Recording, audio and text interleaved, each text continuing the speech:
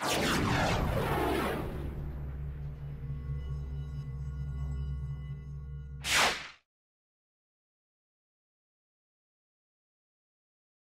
right, well, I'm going to concentrate on some of the rubber stories, so you can see that even if you're working on a single project or a single goal, there's all sorts of other pieces. If you keep your eyes open and your mind open, you go, well, I could take this bit over here, I could take this bit over here, or that bit over there, you know.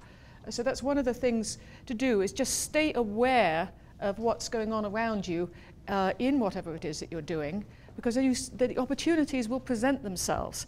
You may consider it serendipity, but I think it's more a case of noticing, you know. But if you don't think about those other things while you're doing your work, you'll miss a lot of opportunities. Anyway, this is what we're doing here, is we're creating and building new rubber and latex agribusinesses in the US and other parts of the world, from farm to product to customer. Remember, one of the earliest speeches this morning was saying who actually determines what gets made? It's actually the customer. Now, of course, you may have something the customer would really like, and the customer doesn't know it yet. So there's also that sales and marketing piece. You may have something that the latest gizmo. You know, 50 years ago, if somebody handed you an iPod, you go, well, what's that then? You know, we wouldn't have known and probably wouldn't have bought it. Now, to do this effectively, I'd really encourage interdisciplinary science. Now, you could do that if you're just collaborating with somebody who's got the other matching piece, but you need to know enough of it yourself that you know what you need to go find someone else to provide. So what I'd encourage everybody to do is stay as broad as you can for as long as you can before you start really focusing very, very narrowly, so that will keep your options open. And this is the next bit. These are some of the areas in which I've worked to make domestic rubber, for example, a reality. So you can't say, well, we don't have an appropriate standard. If you don't have an appropriate standard, go and get an appropriate standard. You know, write one, get it approved by the standards body. You know, this sort of thing. Anyway, and then the recognition of the opportunity, that's really key in the context of materials, products, and markets, and particularly you're after something that is an unmet need. Now, there's still a lot of unmet needs, but you don't normally think of them because they're not here at the moment, so you don't normally see a lot of them. But just in your day-to-day life, what is it you really like to have?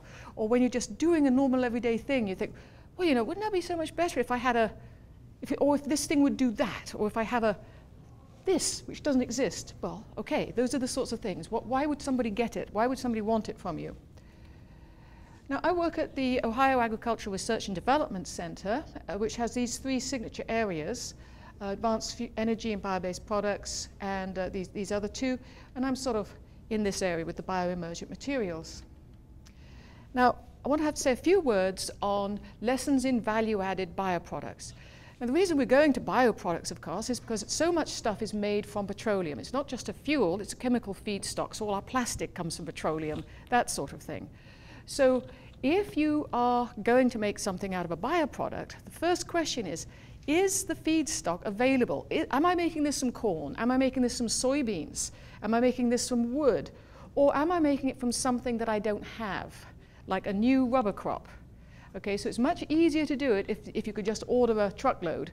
Much more difficult to do it if you've got to make the truckload first before you can make your new thing.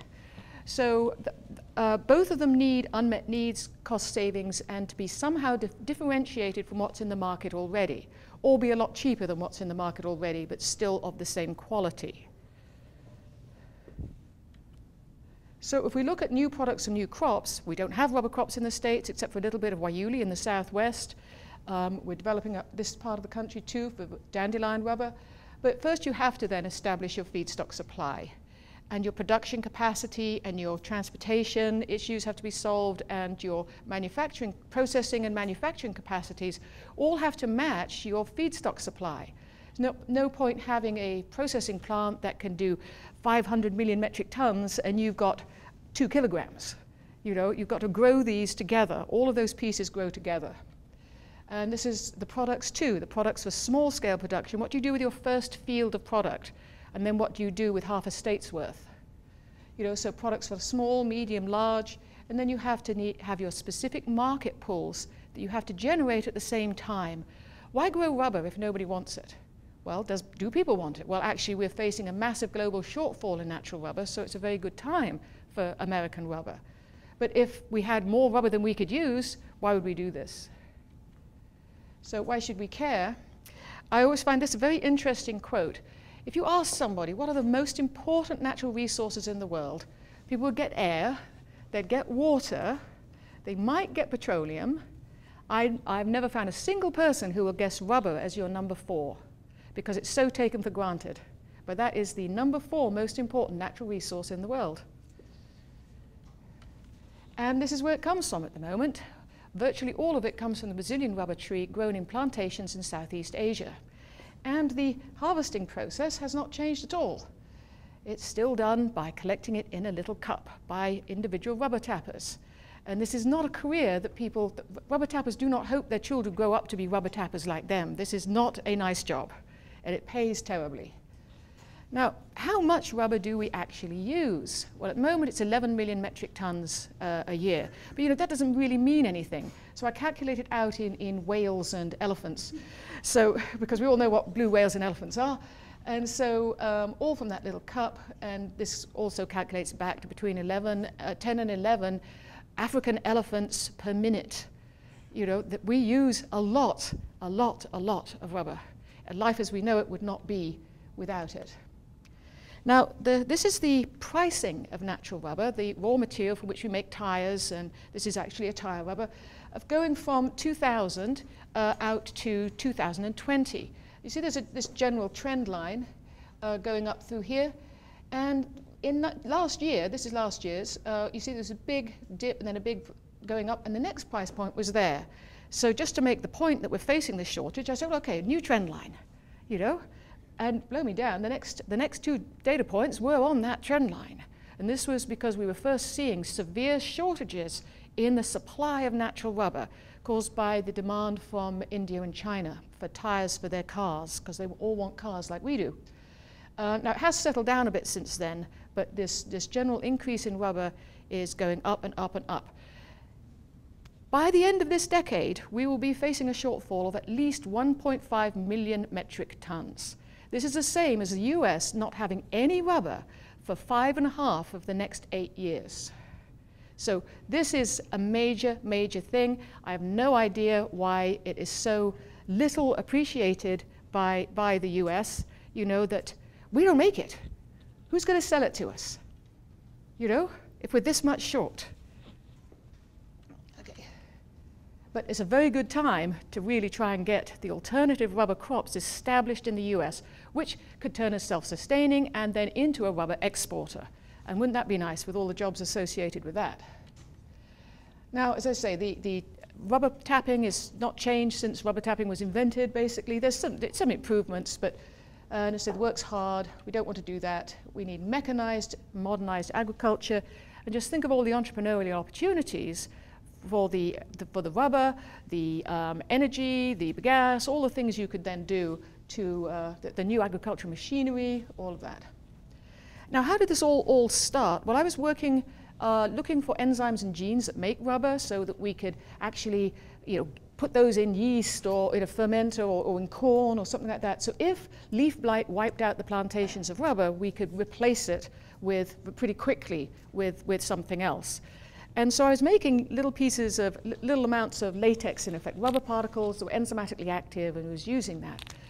And we found that rubber particles from this particular species, Waiuli, had very different proteins on them than rubber particles from the Brazilian rubber tree.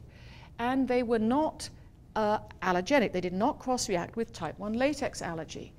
And this gave us an opportunity for Waiuli that wasn't tire rubber. It had only been looked at for tire rubber because it doesn't make a latex in the same way that the little rubber trees do. And this really came to the fore in the very late 80s and was a major problem through the 90s. There's still about 30 million Americans with at least IgE antibodies. These are the ones that can kill you in an exposure like bee sting shock. So you can get anaphylaxis. We had quite a lot of deaths, and people do still occasionally die from contact with rubber if they have clinical type 1 latex allergy. And so what we found was that Waiuli rubber does not contain those.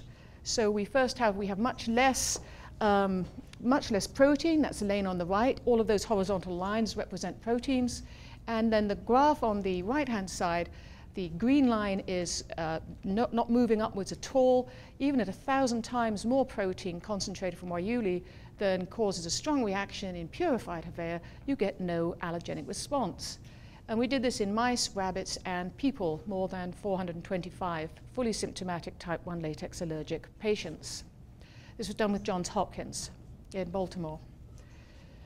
And anyway, so we thought, that's great. We now have a way of getting high value, small acreages profitable. If you have latex allergy and heart disease, for example, and you need an angioplasty, the angioplasty balloon is made from latex. Well, if you use that, and that's going to kill you. You're going to go into anaphylaxis by having that. Well, but you're going to have a heart attack if you don't have it. So what you're going to do? So now, I can now make angioplasty balloons from this Wayuli latex. How much would you pay me on a per pound basis for an angioplasty balloon? You know, it makes the raw material price irrelevant, because if the cost of that angioplasty balloon is $100, I can make, well, 50,000 of them or something from a pound of latex. You know, so I don't have to sell my latex at $3 a pound. I can sell it for $1,000 a pound or $10,000 a pound if that's the market it's going into. So one field of Wayuli makes a lot of angioplasty balloons, but very few tires. You see, so as you then scale up, you get the economies of scale and can move down from the high value, where you must have it, down to a competitive position. Okay. And so, as I said, it started in the test tube. We did a small pilot, which was necessary before industry would be interested in it. And believe it or not, that's actually me in my Sears overalls. And we licensed to Ulex in 1997. And then I moved over in 2004. I put up this plant, which is a commercial demonstration. And Ulex has now got a full-size plant in Chandler, Arizona. And this is what the latex looks like. And so here we had a market driver, this unmet need of quality and performance and no allergy. And this kid here is Corey. He had to give up playing soccer when he comes from the state of Washington, where it rains a lot, because the fronts of soccer goalie gloves are made from natural latex foam. And you can't make them out of synthetics, because if it rains, you've got no wet grip. And so the ball is too slippery. You can't catch it with synthetic gloves. And he couldn't play anymore because of type 1 latex allergy. And so we started sending his mum a sheet of foam once a year. She'd cut out the hand-shaped seam on his gloves, and they won the divisionals. So he was able to go back playing. And the FDA did approve a glove. I actually ended up on Times Square, which is interesting. So. Okay, anyway, so this material, it's still not readily available. We hope that it will shortly, and in terms of entrepreneurial opportunities, the original core production patents expire next year. You might want to think about it. Okay, now I'm going to change tack a little bit, because I was saying you can use these things for different applications. Here we're looking at full-scale mechanized processing, modern agriculture. You don't have to just use it there. We also have another version of this. I recently came back from South Africa getting this project underway. This is my collaborator, Dr. Bongani Dimba. He's, as most of the people down there, he speaks Xhosa, which is pretty hard for me to do. But, and anyway, so what are we doing here, and why are we doing it? So this is to address, on the humanitarian side, the manifold adverse consequences of subsistence farming in South Africa. The poor black farm families in the rural areas have not benefited at all from the abolishment of apartheid. They're still in their little villages, relying on government assistance, and the young men would all headed off to the cities, but they're not even doing that anymore because there's nothing in the cities for them. They still can't make a go of it. And there's this whole issue about, well, the potatoes are getting too expensive. They don't have money to buy them. Well, that's not really the issue. The issue is they don't have any money. They don't have income. So the issue is, if you can give them a profitable thing to do, give them a job, then they don't have to even buy expensive potatoes. They can go buy something else because they have the money in their pockets to actually buy it. This whole creation of wealth issue. These people are very, very poor. They need some wealth spread around. So what happens is that at the current situation, so the men will go off to the mines, this sort of thing, they'll go off to find work, they're not celibate, they'll come back. This is why AIDS is so high, and it's the highest AIDS transmission country in the world, South Africa. The men don't want to use the condoms because they get rashes. They're reliant on these WHO condoms, which are now made in China. And they can't tell the difference if they get a rash in a nasty place, whether it's type 4, type 1, or disease, or what it is, you know. So their solution is not to use them. So there's very spotty condom use in these areas. And so this is why we have so many orphan children, and children of AIDS mothers are quite often exposed. So it's all very unfortunate. So what we're doing is how do we fix this? Can we do something that's actually meaningful? Well, this project actually addresses four of the Millennium Development Goals, which is pretty impressive in one thing. And so what we're doing is Wayuli farming that can be managed on a small scale by the women and children. Farming will also make condoms locally, which will be actually nice to wear, not necessarily, they'll be fully circumallogenic, so no type 1, no type 4, and they'll come in different sizes so that you could actually get one that might fit, you know, which would be, wouldn't that be nice? Anyway, and the cash will keep the men home and provide jobs and education for the children. And then the high energy bagasse, which is very high energy, as I'll show you later, can be pelletized for cooking fuel and for termite-resistant particle board. And the issue with the cooking fuel is that they don't, a lot of people cook with paraffin, and there's a lot of accidents with small children pulling paraffin stoves on top of themselves, so which is very unfortunate. There's quite a lot of children die from that. Now, the value-added opportunity here that's really powering the expansion is the remarkable quality of Wayuli latex. Even in a competitive head-to-head version, this is the best polymer for a surgical glove or any other dipped product that you want comfort, elasticity, and strength. And you can see it here. This purple line here is nitrile. You can see this is strength on the y-axis and elongation, the stretch, on the x. So you can see the nitrile, and we all know that doesn't stretch very much. It's strong, but it's not very stretchy. The red line there is Havea, the natural rubber we normally use. And then the green line is the Wayuli. It's much stretchier and also much softer, but for the same strength as the nitrile. And then if we look at this one, this is what we call a stress relaxation curve. This measures with time on the x-axis how stiff that glove is when you first put it on. So you can see the purple nitrile, it's really stiff. You've got to work that for a minute or two before your hand starts to feel like you can move your fingers again. The Havea is the industry standard, much better, and the Wayuli is way under that. So for form, fit, feel, you can wear these gloves for hours and forget you're wearing them. They're so comfortable because they just move with your hand.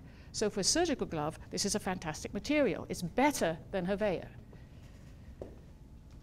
Okay, and the other thing here is we have now developed for the South African project, but because we won't leave it just in South Africa, and we have filed a patent on this, Wayuli, this one down here, you're comparing it with the Topline surgical gloves. This is the standard for Havea natural rubber surgical gloves, which is the most testing standard, okay? FDA approved. You've got to be at least 24 megapascals strong, you've got to stretch to at least 750, and you mustn't be any stiffer than 5.5. Now, the synthetic gloves, when they came in because of type 1 latex allergy, are all worse. You know, the standards had to be lowered because the synthetic materials cannot match this. So if you use a synthetic glove in a medical situation, you are not as well protected as if you used a rubber one, okay? Now, if you look down at the OSU glove, the first one there, you can see we have a strength of 36, way above 24, an elongation to break of over 2,000, which means it's very stretchy, moves with your hand, and a modulus of only 1.6, which means it feels extremely soft, but it's still very strong. So this is what we are using in South Africa, this compound. And this is a picture of what we're looking at. We want to go from just unused agricultural land to fields of Wayuli and move people from these shacks and bring people back from Soweto, you know, put them into nice housing and make very happy Eastern Cape residents. And all of this stuff has actually been worked out. We did field trials in South Africa in the mid-90s, and those plants are still living, by the way. but we'll also have self-generated electrical power in year-round employment. And then we have both agro-processing and farm jobs, as well as the industrial sector on Waiuli. This is a big field of Waiuli, by the way, in Arizona. And so these little houses represent villages, and this is how this micro-processing model will work. The little villages will all share in the land between them and farm the Waiuli. So there's the farms. Then a group of these small cooperatives will then share a processing plant that will make latex and fuel pellets. Then the latex will then get shipped to, oh, I should say this bit first. There's also the collateral businesses that any entrepreneurial-minded South African can then set up a seed cleaning business or a nursery for producing transplants. I've lost my beautiful nursery plants there. And then the latex will be shipped to a more centralized dipping facility. I've got it here as a condom plant. Of course, initially we'll be making other things, gloves and household gloves and children's balloons and things like that that don't need the approvals, because it will take a little while to get approvals through their equivalent of the FDA. And then you'll end up with all the medical products, the industrial products, and the tires, and including the airplane tires. Airplane tires, just so you know, are 100% natural rubber. You cannot put any synthetic in them at all. Without natural rubber, no air traffic, no air travel at all. And here's some more. Oh, yeah, I like this one. That's the first animal balloon ever made out of Waiuli latex in the history of the world. And then there's no serious obstacles to do this. We've already got a site selected in Beira. And we have devolved the process so it's much more simple. So it can be done on a very small scale with with as few electrically powered pieces of equipment as possible. Now the co-products, I did mention these. We have the bagasse. This is what's left over after you grind it up and get the latex out in the top left. And then the fuel pellets, we're looking at nearly 22,000 joules per gram, which is very, very high compared with things like corn stover. You get resin out of it, and we also have a project funded by DOE where we're making liquid biofuel with this plant because it has such high hydrocarbon content, such an active terpene pathway. So we're actually making farnesene to go to farnesane after it's extracted. And then you can also just compress it with just heat and pressure, no additives of any kind, just heat and pressure. You melt the resin in there, and you end up with termite-resistant building materials or fuel pellets. If you pyrolyze the bagasse, you get a bio-oil that's 75% the fuel value of heavy petroleum. This is the highest fuel value in a bio-oil currently published. Yeah, NASA. Okay, and then I just came back from there. This is me again on the left of the slide. These are the plants that were planted in the mid-90s. Actually, the project started in the mid-90s. These particular plants were planted in 2000. And you can see they're still there, so a great source of seed. We had 7 sites, 7 different environments across South Africa, so this grows very well. And I was just phenotyping them to see what was left. And they're very sturdy. These were completely neglected, these plants, for the last 11 years. This was natural survival. So it's a very, very good plant for that area. And then the ARC, I've talked to the CEO of the Agricultural Research Council there, and he has agreed, I've got to follow up with him, that they will refurbish this abandoned experiment station with 400 hectares of prime agricultural land by East London, which would be a great place to have a center like this for biofuels, rubber, and for training, so that if we're going to grow, if we're going to put 8 to 10 to 12 million people back to work, there's going to have to be a lot of teaching of how to grow Waiuli and how to harvest and how to process. And so the phase 1 is underway now. We're looking at 80% women workforce and everything down to marketing, distribution, and sales. And we are looking, as I say, jobs will proliferate, and the goal is to put 10 million people back to work. Now, what about Ohio rubber? Well, we've got some Waiuli growing in the very southern part of Ohio, in Piketon. But it's not really an Ohio crop. This is a desert crop, and Ohio isn't like that. But the dandelion, the Kazakh dandelion coming from Kazakhstan, does very nicely here. So we're developing this particular plant for Ohio rubber production. And this is just a slide showing you can make the seed, you can grow the roots, but the roots contain the rubber. You can see the little hands with the blue background there breaking a piece of dried root. You can see the strands of white rubber inside there. So it's got quite a lot of rubber in it. We had a grant from the Third Frontier program, and we built a processing plant with that for this crop, and this is in Worcester. So anybody who wants to come down and see it is very welcome to. And you can use both Waiuli and Buckeye Gold, which is our local name for the dandelion, for both latex production and for rubber production. However, this one is not circumallergenic with respect to type 1 latex allergy. It's like Havea, like the other natural rubber. But if we look at the bottom table here, where the TKS is the TKS is the dandelion, and the other one is standard Malaysian rubber 20. This is the stuff you make tires from. The numbers in both of those rows are very, very similar. So that just shows you this is a very good tire rubber. Tires have now been made both from Waiuli and from the dandelion, so we know this is all going to work. So just to finish up, successful, sustainable commercialization of bioemergent materials requires integration across this, the individual facets of research, development, production, marketing. You can't just pick one and say, I'm going to make this thing happen. You have to have it, the soup to nuts. You've got to have somebody doing it all. It's full integration from feedstock through the material. And then the quantity, type, availability of feedstock, as well as production, delivery, and shipment. These are all key parameters. And you need a market, whatever sort it is. Somebody's got to want to buy it. And we are very committed to sustainability. Bioproducts, we won't ruin the land. We want to be able to continue to do this for hundreds and hundreds of years. Now, when you do develop a crop, a new crop, you start the way all crops started, with a plant that you took out of the wild. And whether it was 5,000 years ago for wheat, or a few years ago for rubber dandelion, you're starting with a very low yield, it's a lot of diversity, and you have to go through the domestication process. And so that's what we've been doing. And so Waiuli's somewhere in there now, so a lot of gains still to be made. And the Buckeye Gold is behind Waiuli, but not by that much. And so is it possible? Can we really make double, triple, quadruple what we're already getting for yields?